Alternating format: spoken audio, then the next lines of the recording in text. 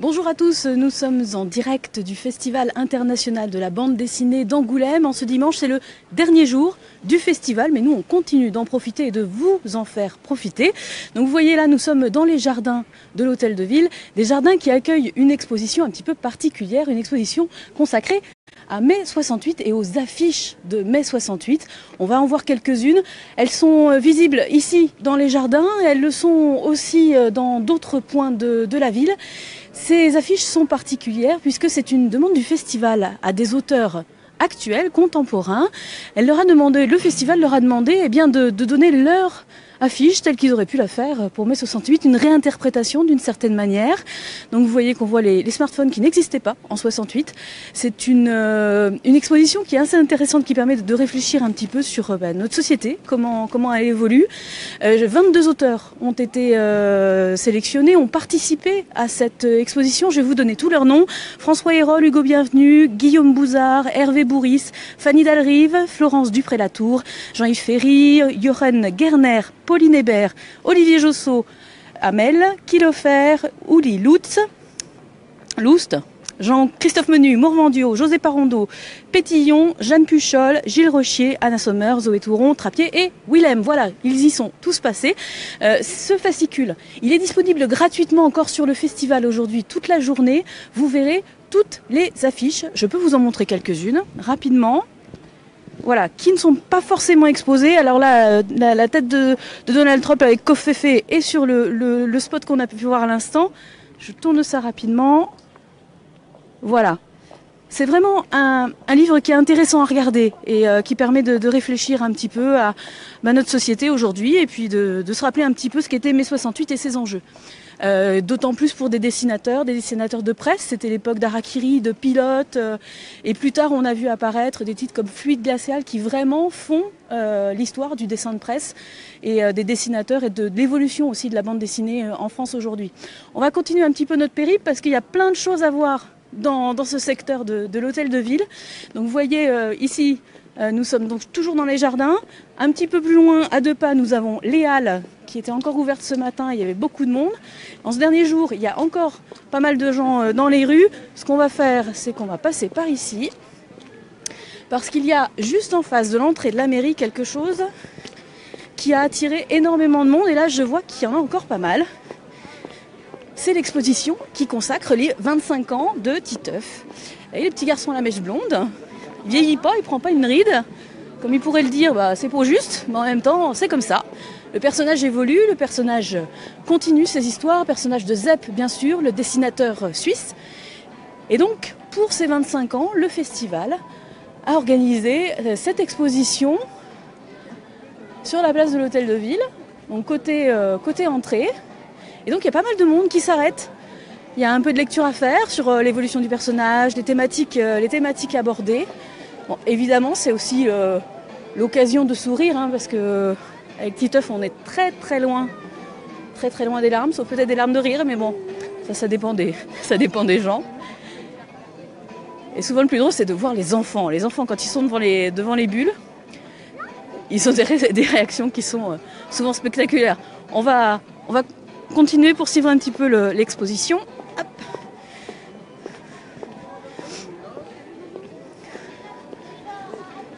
Tiens, on va vous montrer une image de Zepp. Zepp par lui-même, avec son personnage fétiche, son Titeuf. Zepp qui était d'ailleurs aujourd'hui à Angoulême pour une masterclass à 11h ce matin. Une masterclass express, on appelle ça. Donc Titeuf a 20 ans, il n'a pas pris une ride. C'est vraiment ça. Et donc les petits personnages de Titeuf ont vraiment un franc succès auprès des enfants. Il y a d'ailleurs certaines mèches qui ont disparu. Le temps de l'exposition, la houppette a disparu. Bonjour. On va continuer le cours de l'expo parce que vous voyez, il y a plusieurs sas en fait qui permettent de découvrir l'univers de Titeuf, ses copains, les Nadia, évidemment les filles. Les filles, c'est juste derrière d'ailleurs.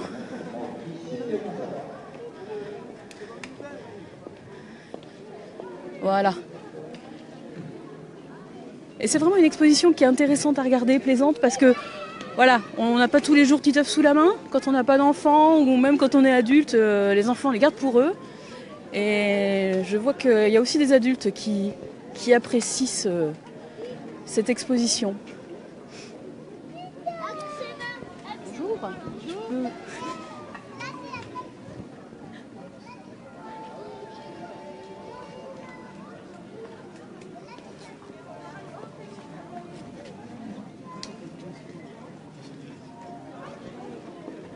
Et puis, faut-il le rappeler aussi, Zep et le personnage de Titeuf se sont engagés pour Handicap International. Ce qui est rappelé aussi dans cette exposition. Et puis tout à la fin, vous avez aussi des interprétations du personnage de Titeuf. Des interprétations qui permettent de l'imaginer sous d'autres plumes, de l'imaginer dans d'autres histoires. On essaiera d'y aller tout à l'heure.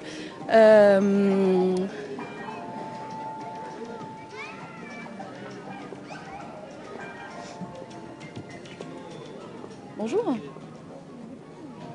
Je peux vous poser quelques questions? Bonjour. Est-ce que vous avez eu le temps de regarder un petit peu cette exposition de Titeuf? Oui, un peu. J'ai pu regarder un peu, effectivement. Est-ce que ça vous a intéressé? Est-ce que ça vous a plu? Ben oui, on y apprend beaucoup de choses, même des choses que je savais pas. Par exemple? Ben, j'ai pas trop d'exemples là comme ça, mais enfin, je pensais pas, parce que moi c'est vrai que je me suis jamais plus intéressée que ça, et là je savais pas que c'était aussi drôle déjà. Après on apprend des choses sur l'auteur, sur ses inspirations, tout ça. Une bonne surprise dans la balade, vous l'aviez pas planifié dans votre séjour?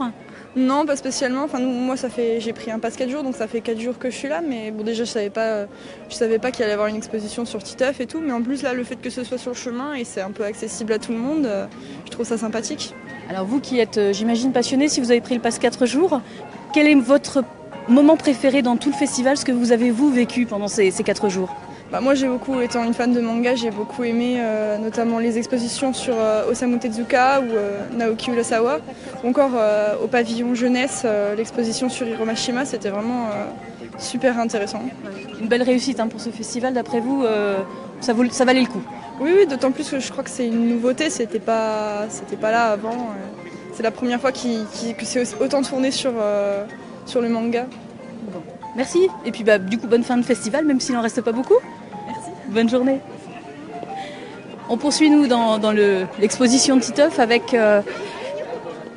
Zep qui a rendu hommage à ses maîtres, aux gens qui l'ont inspiré. Donc vous pouvez voir ici la bécassine de 2004. Juste en dessous, il y a Babar, il y a Astérix, autant de personnages et d'auteurs. Cécile et Jean de Brunoff pour Babar et bien sûr Uderzo et Goscinny pour Astérix, qui ont inspiré l'auteur dans son travail au quotidien. Auteur suisse, faut-il le rappeler, qui a donc réalisé une quinzaine d'albums de Titeuf pendant sa carrière jusqu'à aujourd'hui. Voilà. Et donc on le disait, voilà les albums d'ailleurs, pour ceux qui voudraient vérifier chez eux s'ils ont toute la collection. On vous laisse le temps de jeter un coup d'œil rapide à cette collection consacrée à Titeuf. Et puis les œuvres qui se sont inspirées de Titeuf, les voici, exposées tout à la fin de cette exposition en plein air devant l'hôtel de ville d'Angoulême. L'hôtel de ville, justement, il y a juste à faire un petit tour et à le regarder sur toute sa hauteur.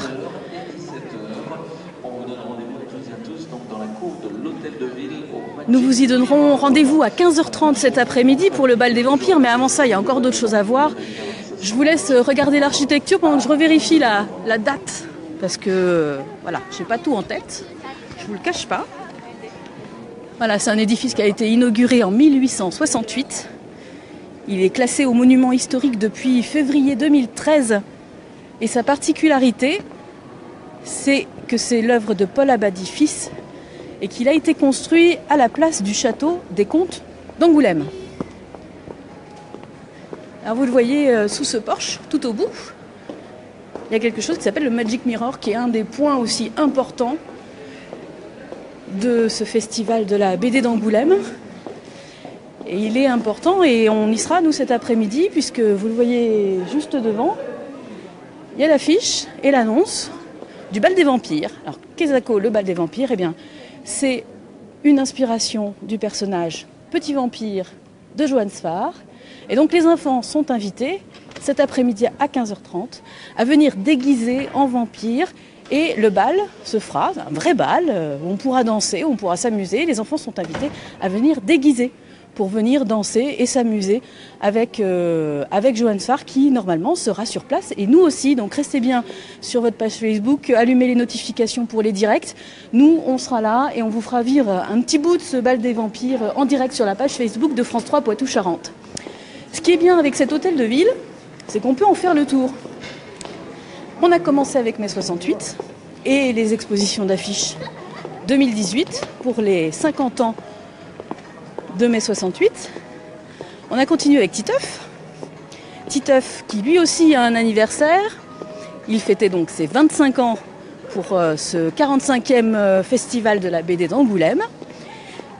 Et nous allons contourner l'hôtel de ville pour arriver à l'entrée de la bulle du Nouveau Monde.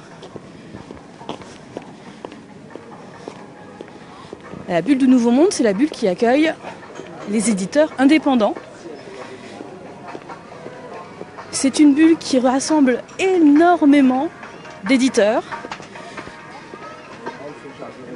et où il y a en général beaucoup de monde. Donc là, on est entre midi et 2, il y aura peut-être un petit peu moins de monde. Mais en tout cas, on y va. Voilà, on rentre. Alors là, nous, on a le droit de passer parce qu'on a demandé, mais sachez qu'il y a des mesures de sécurité, des contrôles de métaux qui sont prévus pour tout le monde, mais nous, on avait une petite exception. Faut pas le faire, hein. Nous, on l'a fait, mais on avait demandé l'autorisation, mais il faut pas le faire. Nous voici donc dans la bulle du Nouveau Monde. C'est tout de suite à l'entrée, vous pouvez pas les louper. Les personnes du quartier Bassot. Le quartier Bassot est un quartier d'Angoulême. Et depuis 10 ans maintenant, Bassot édite Bassot BD. Donc c'est une association qui s'est montée il y a déjà quelques années. Au départ, ils dessinaient dans le journal du quartier. Et puis finalement, ils ont fait leur propre BD qui implique tous les jeunes du quartier, tous ceux qui veulent en fait, peuvent dessiner pour Bassot BD. Donc là on en est au 10e numéro, je me permets, je le feuillette pour le montrer à nos téléspectateurs, enfin à nos internautes. Donc voilà, ça se passe en plusieurs ateliers. Alors on m'a expliqué ça hier après-midi. Donc il y a un premier atelier pour établir l'histoire, faire le storyboard, donc ça se fait par petits groupes. Et il y a une dizaine d'histoires par album. Au début, c'était une histoire par album. Et puis, au fur et à mesure, les jeunes et les animateurs ont enrichi, ont eu plein d'idées. Donc, il faut trouver l'histoire, il faut trouver la chute aussi. Et une fois que tout ça est fait, il y a 3 dessinateurs qui s'occupent de dessiner. Voilà, qui font, à partir du storyboard, les dessins qui compléteront, qui feront cet album. Et on termine, bien sûr, par la couleur. Et là, tout le monde s'y met. Tout le monde prend sa souris, puisque maintenant ça se fait par Photoshop. Et chacun contribue à la colorisation de ces albums. Ils sont en vente 5 €. Je fais pas de la pub, mais un peu quand même. Parce que franchement, c'est très drôle. Il y a des morales à la fin, c'est bien écrit. Et franchement, ça vaut le coup d'y jeter un œil. Là, c'est la 10e BD. Donc il y a toute une histoire derrière. Voilà, c'est l'occasion. Et si jamais, je prends mes notes parce que je ne m'en souviens plus, si vous n'êtes pas sur le festival, si vous voulez des renseignements, vous pouvez aller sur Facebook. Mais pas tout de suite, vous attendez qu'on ait fini quand même. Donc sur Facebook, et vous allez voir la page BD Bassot, B-A-2-S-E-A-U, pour en savoir plus sur le projet et sur l'album. Merci messieurs, bonne journée. La bulle du Nouveau Monde, donc c'est la bulle des éditeurs indépendants. Je vous laisse prendre les devants.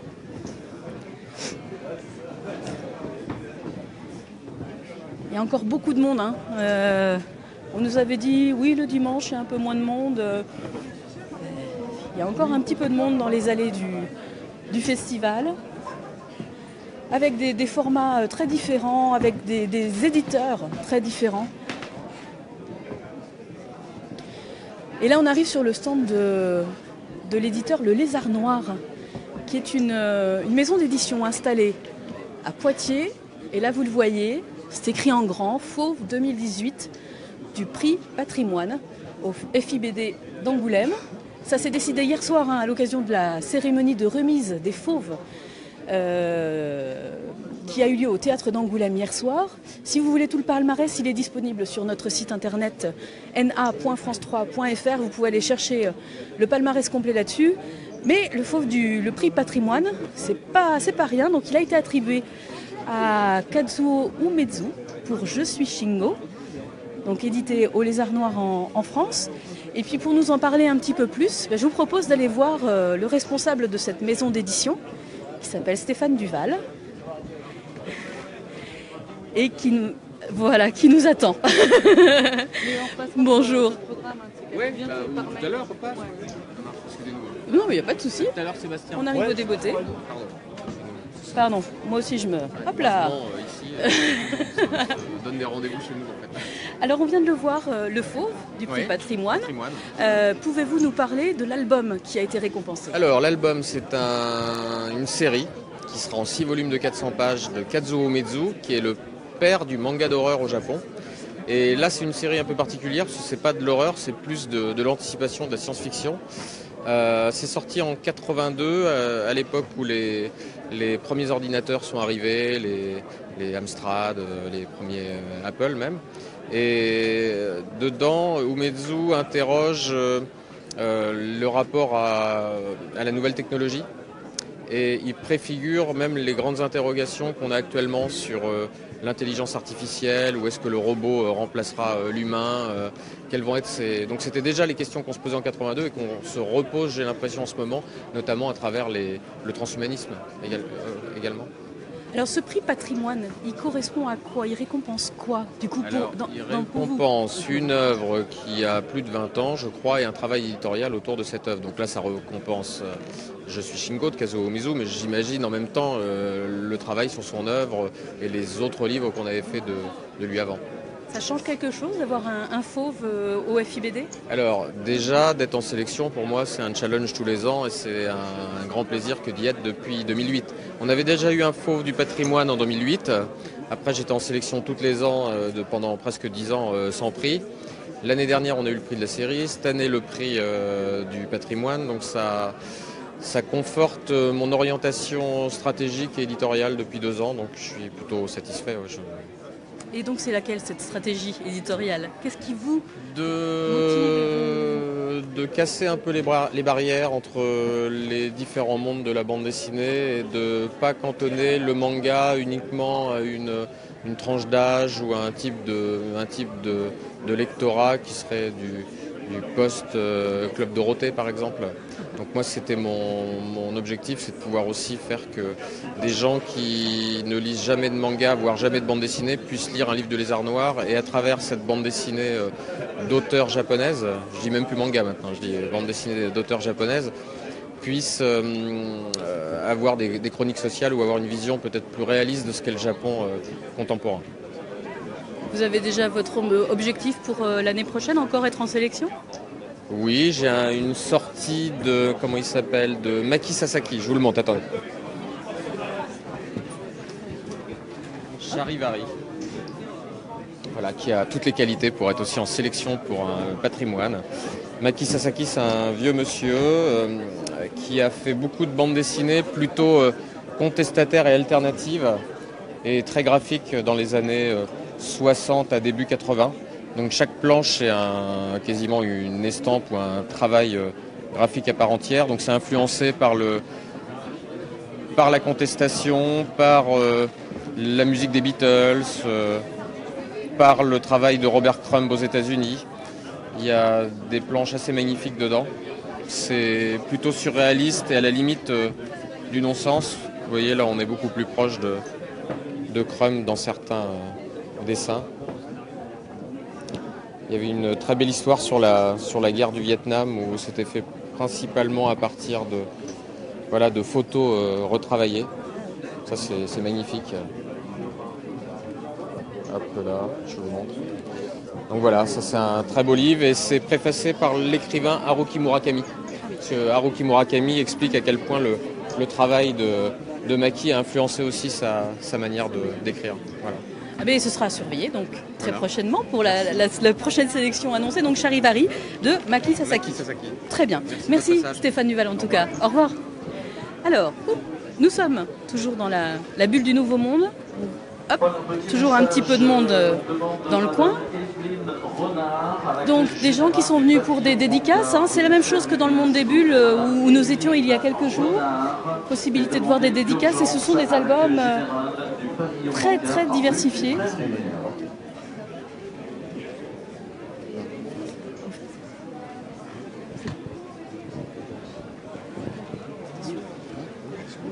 Je sais pas s'il va parler aussi. Et donc sur ce stand, là vous voyez Lewis Trondheim, Lewis Trondheim, qui va dédicacer l'un de ses ouvrages, qui va commencer une dédicace et il y a déjà un petit peu de monde qui attend.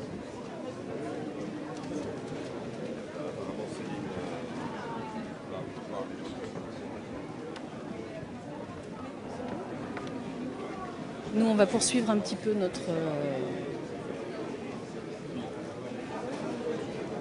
notre périple. Enfin, périple est un bien grand mot. Notre direct.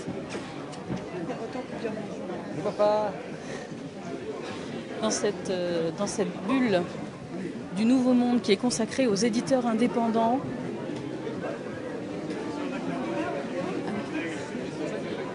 Avec, vous voyez, beaucoup de monde, hein, encore aujourd'hui,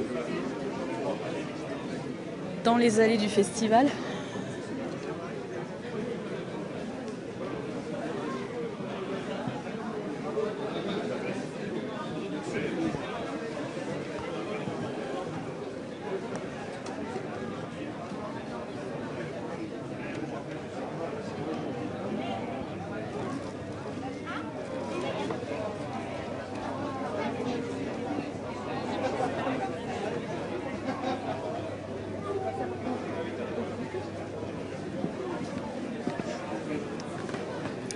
Alors au détour des allées, des fois on fait des rencontres et là en l'occurrence nous sommes aux éditions Cornelius qui sont nouvellement installées à Bordeaux, si ma mémoire est bonne. C'est ça, le Cornelius est à Bordeaux ?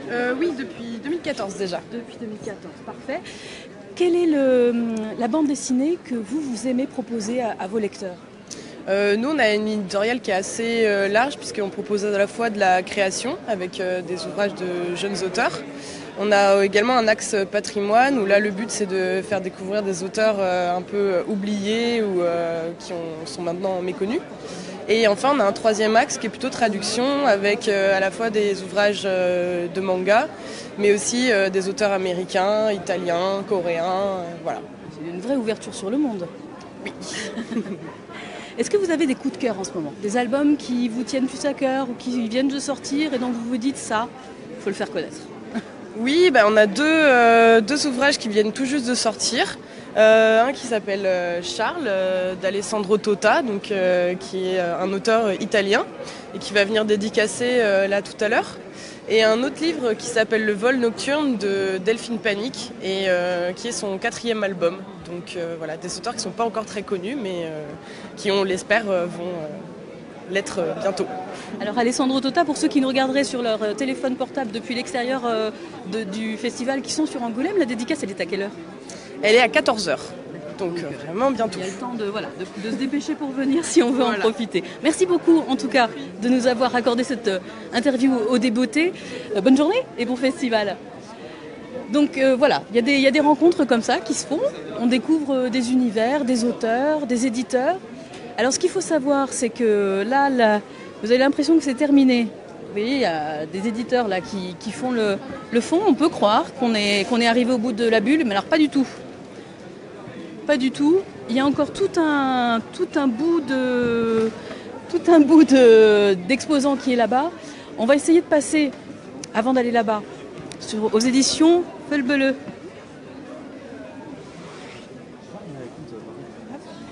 Je vais lui demander limite.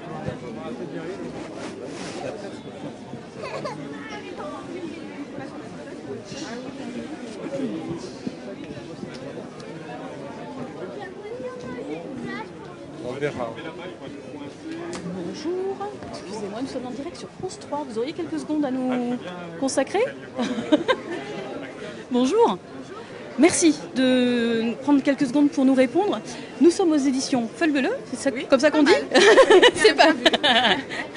Nous sommes donc dans la bulle du Nouveau Monde. Pourriez-vous nous présenter votre maison d'édition et aussi sa localisation pour savoir où on est? D'accord, donc les éditions Flubberlub sont une maison d'édition de bande dessinée, de romans photos, de flipbook et de livres illustrés, qui existe depuis 2002 de façon professionnelle, qui est aussi un collectif d'auteurs en SCOP, en coopérative donc, qui publie une douzaine de titres par an depuis 15 ans, avec une ligne assez...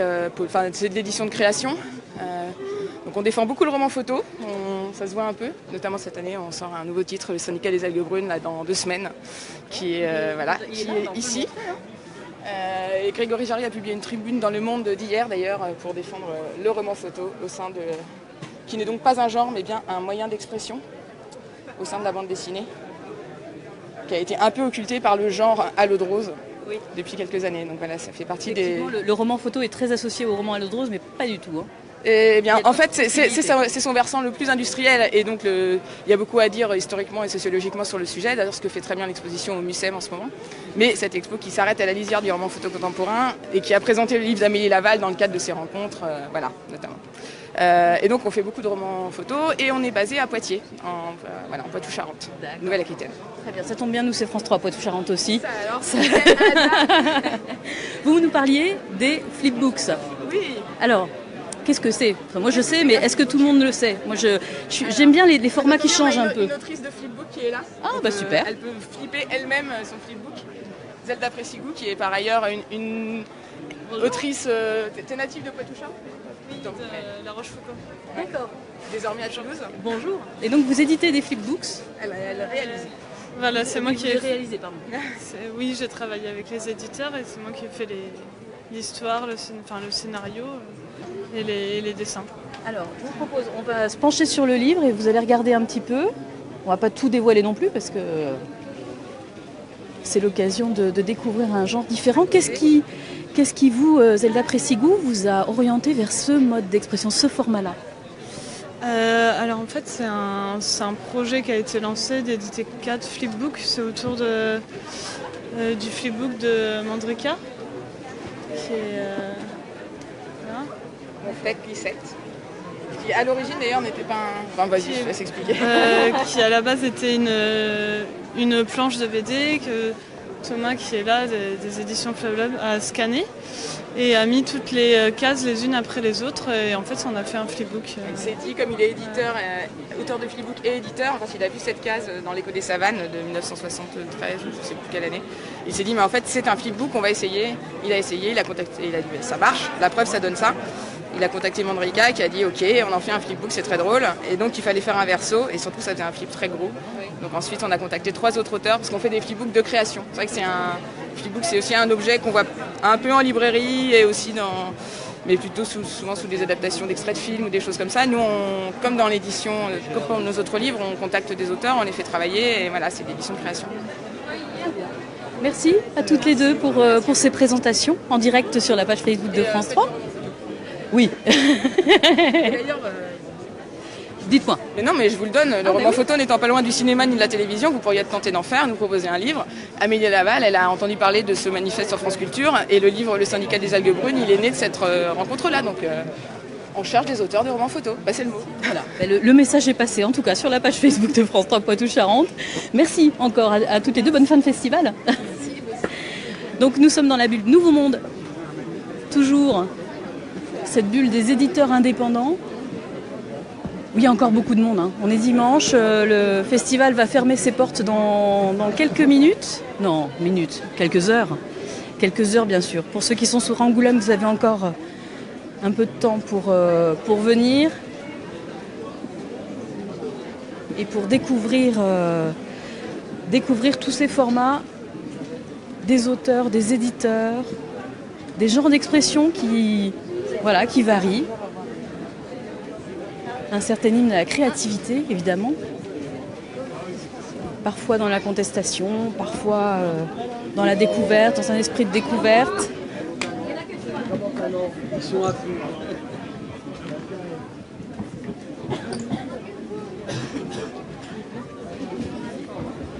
On viendra peut-être voir son stand quand elle est là.